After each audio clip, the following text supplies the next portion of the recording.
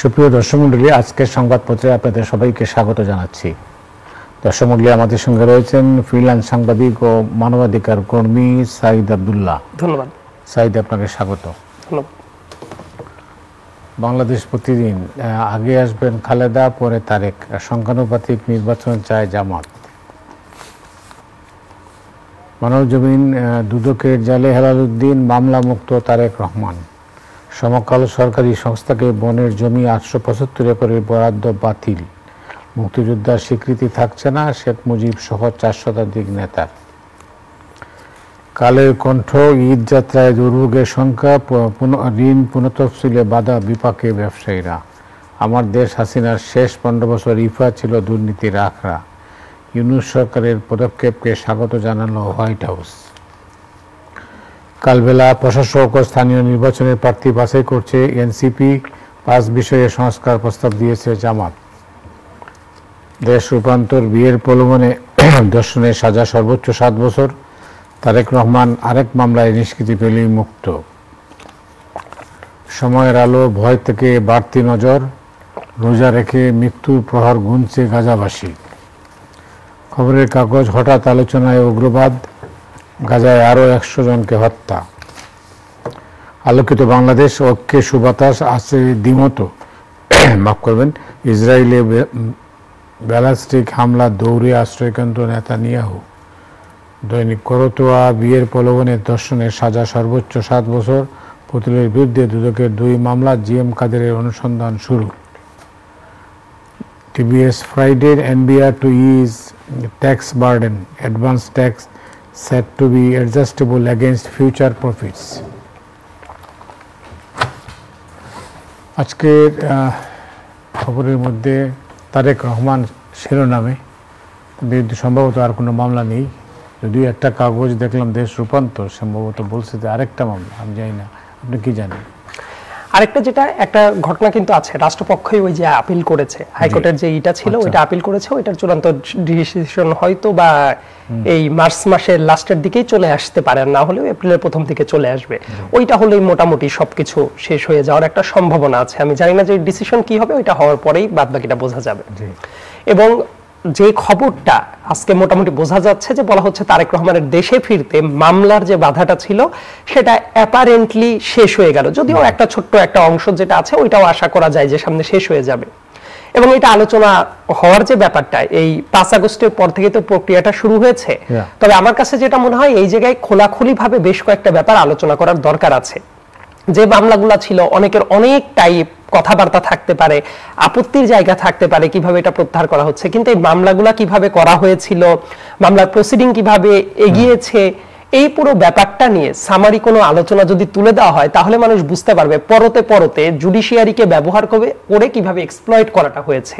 তার কারণ আমার সুস্পষ্টভাবে মনে আছে, একটা মামলায় তারেক রহমানকে যখন জামিন দেওয়া হয়েছিল, শেখ হাসিনার রেজিমের সময়ে ওই বিচারকের বিরুদ্ধে কিন্তু সরকার ব্যবস্থা নিয়েছিল।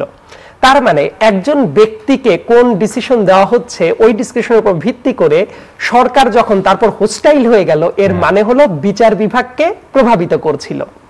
আরো একটা ব্যাপার, এই ব্যাপারটা নিয়ে আমার কাছে মনে হয় অনেক বিএনপির আলাপ আলোচনাতেও এই ব্যাপারগুলো খুব একটা আসে না। অ্যাটলিস্ট রিসেন্ট সময়ে কিছু আলোচনা আসছে, আমি অনেকদিন আগে থেকেই এই কথাটা বলি।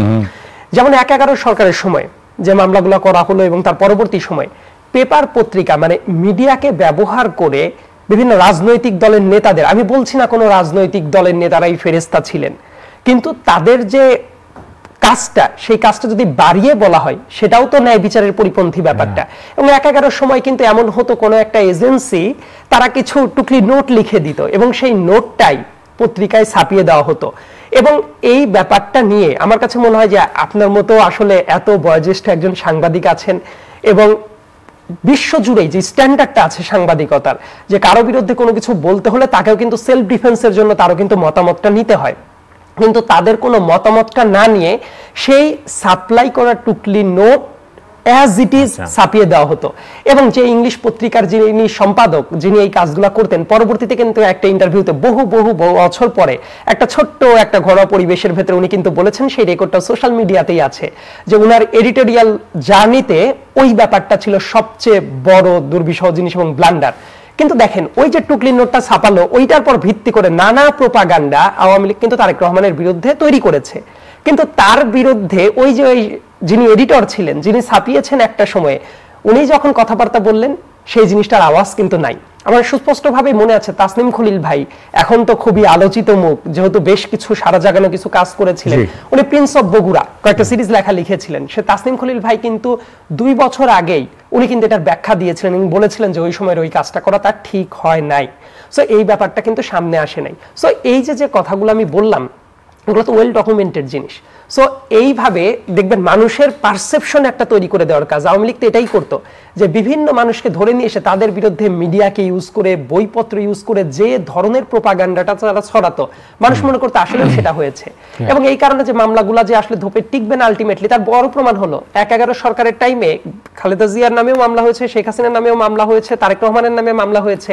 কেন? আওয়ামী লীগ সরকার আসার পরে তাদের মামলাতে সব প্রত্যাহার করে নিয়েছে, শুধু মামলা ছিল তাদের বিরুদ্ধে এবং আওয়ামী লীগ যেটা করেছে নতুন নতুন মামলা যুক্ত করেছে। সো এই মামলাগুলোর যে ন্যায় বিচারের স্বার্থেই এইরকম তদন্ত দরকার ছিল, এই ব্যাপারটা খুবই অবভিয়াসই ছিল।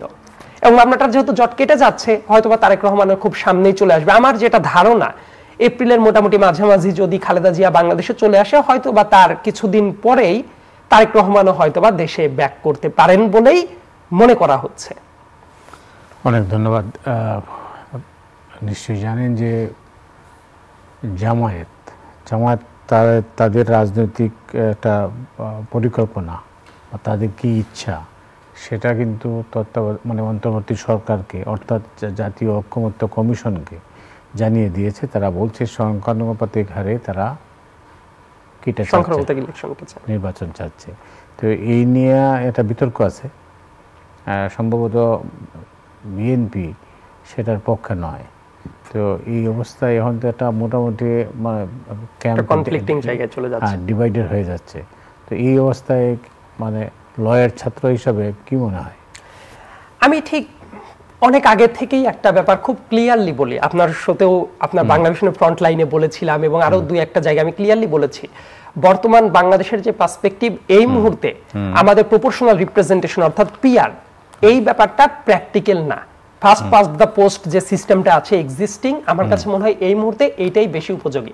জামাত আজকে সংস্কার কমিশনে তাদের যে সাজেশনগুলো জমা দিয়েছে তার ভেতরে তারা বলছে তারা সংখ্যানুপাতিক ভিত্তিতেই ইলেকশনটা চায়। তো এটা চাওয়ার পেছনে বড় কারণটা হলো অনেক জায়গায় মনে করা হয় যে সারা দেশে যত পার্সেন্টেজ ভোটটা পাচ্ছে সেই অনুপাতে তাদের রিপ্রেজেন্টেশনটা পার্লামেন্টে থাকে। তো এই হিসাব যদি করতে হয়, আমি অনেক আগে থেকেই এইটা বলি, আওয়ামী লীগকে নিয়ে অনেকের তো অনেক প্রশ্ন, এটা থাকাটা খুবই যৌক্তিক।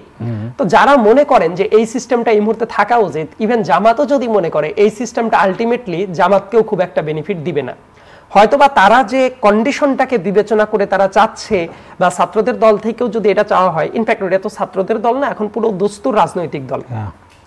আওয়ামী লীগের যারা ভোটার তাদের এক্সিস্টিং ভোট ব্যাংকটা কিন্তু দেশের ভেতরে আছে, এটা হলো বাস্তবতা।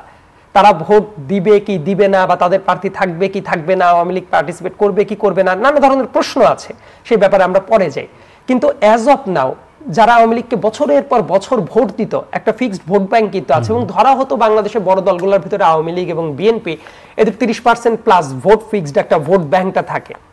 তো এই মুহূর্তে যদি এই প্রপোর্শনাল রিপ্রেজেন্টেশন ইলেকশন হয়, আমি জাস্ট একটা অবস্থার কথা বর্ণনা করছি, এটা ফিক্সড কোনো ঘটনা না, দর্শকদের উদ্দেশ্যে বলছি।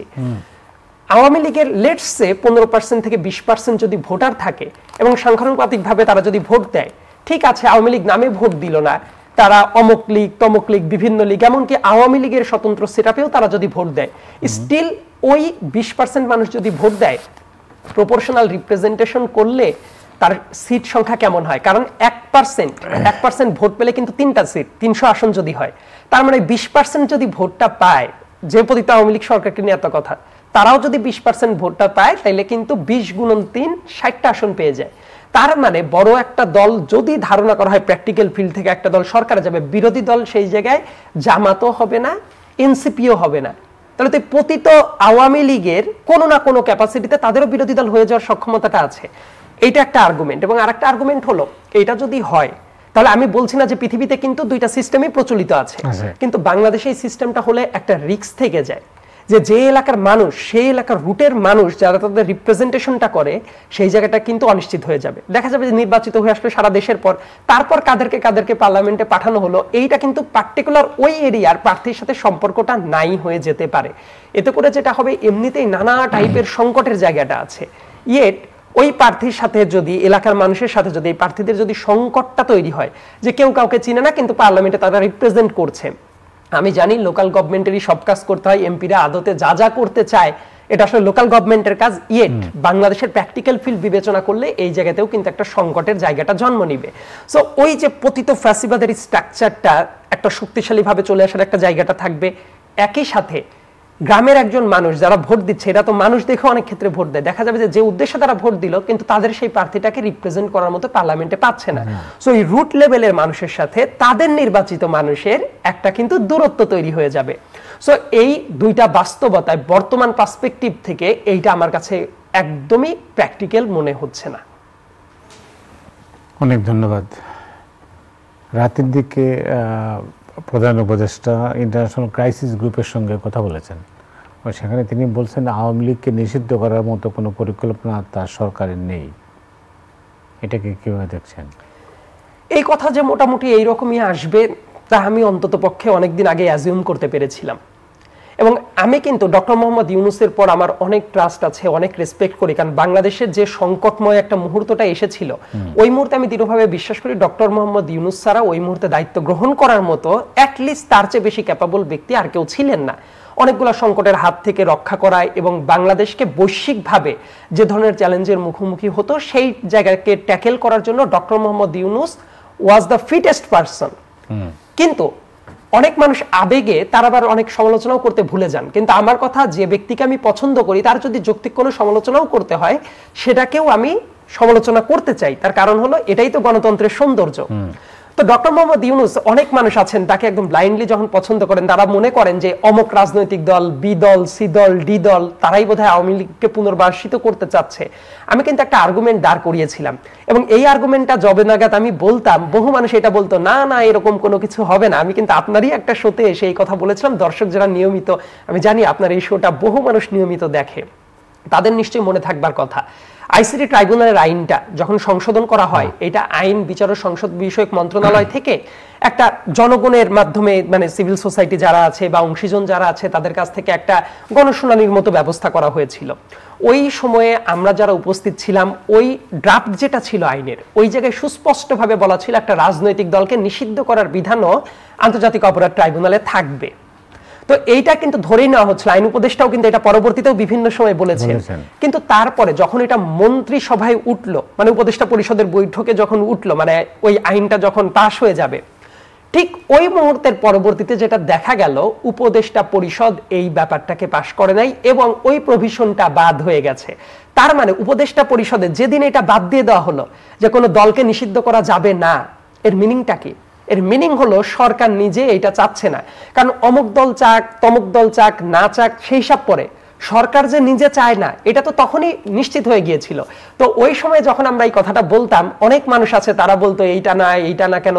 তো আজকে ডক্টর মোহাম্মদ ইউনূস সাহেব যখন ইন্টারন্যাশনাল ক্রাইসিস গ্রুপের সাথে এই কথাটা বললো, আমি তো ওই কথাটা আপনার সাথে অনেক আগেই বলেছি, দর্শকদের নিশ্চয়ই মনে থাকবার কথা।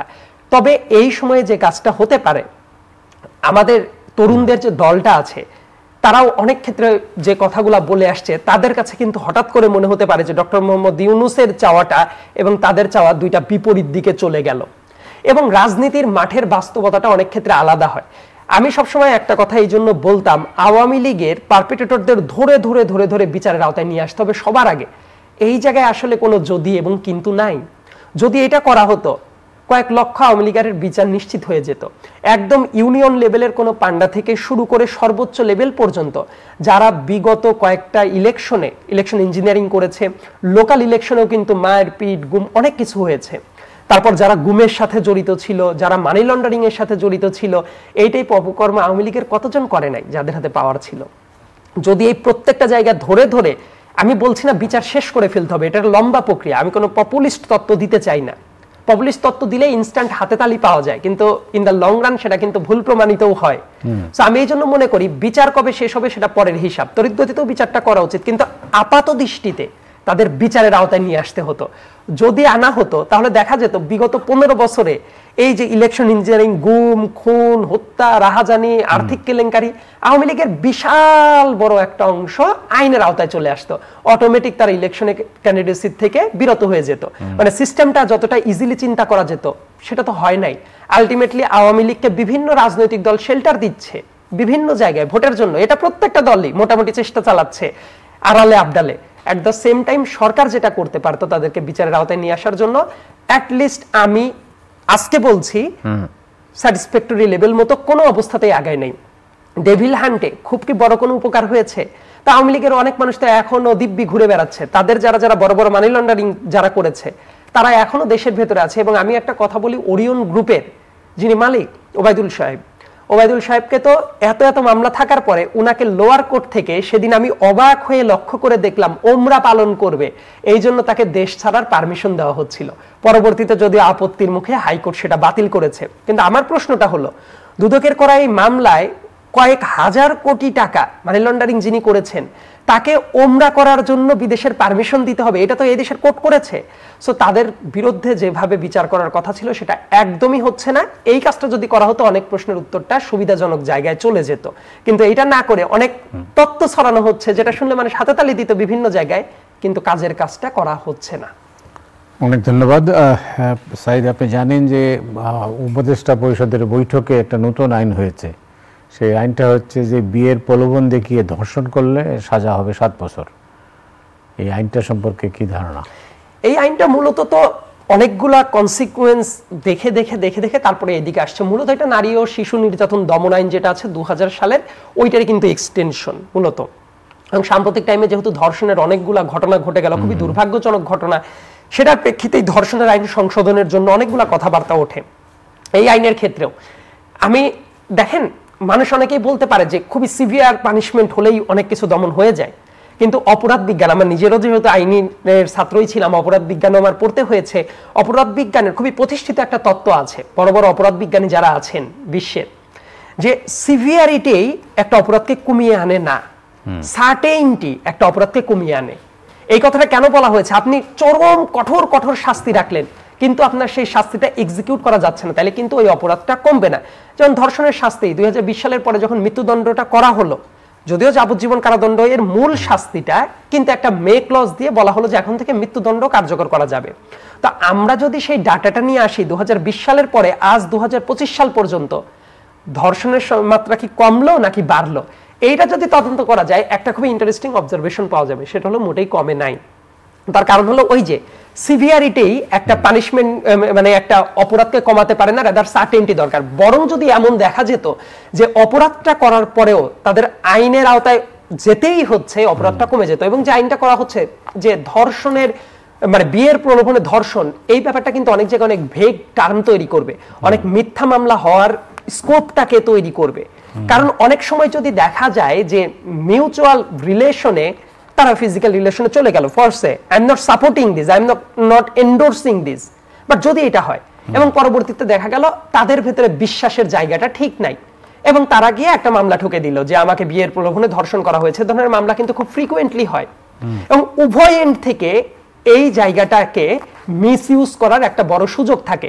যদিও নারী ও শিশু নির্যাতন দমন আইন উপদেষ্টা একটা কথা বলেছেন যে মিথ্যা মামলা, যেটা এতদিন ব্যাপারটা যেটা ছিল, মিথ্যা মামলা যার বিরুদ্ধে হয়েছে মামলাটা শেষ হওয়ার পরে তার অভিযোগ দিলে তারপর ওইটা অভিযোগ আমলে নিতে পারত।